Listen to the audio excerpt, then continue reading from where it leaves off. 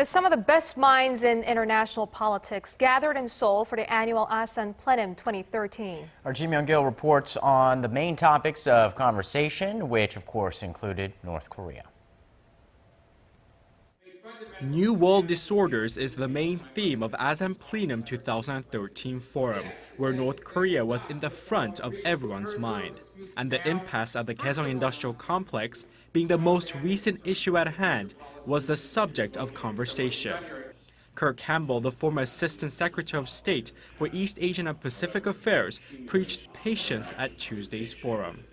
It's important in the current environment is not to rush to judgment. It's very difficult to make sweeping conclusions about what this means for the way ahead for the interaction between South Korea and North Korea. And I think what's important is a certain steadiness. Campbell, who is widely credited for devising the so-called U.S. pivot to Asia, defended it at the forum.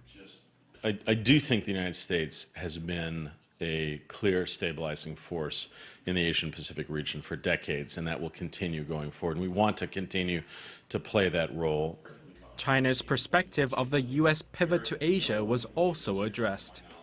A lot of the pivot is diplomatic, a lot of the pivot is economic, only some of it has to do with military and defense posture. When American officials talk about the pivot or the rebalance, they never, ever talk about it as something that's directed against China. Krasner said that although China may feel threatened, it would opt for more engagement and dialogue. But China doesn't even enter the conversation for Krasner when speaking about the greatest threats over the next 10 years.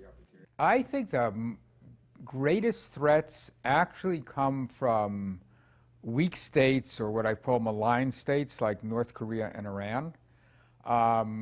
And the availability of weapons of mass destruction.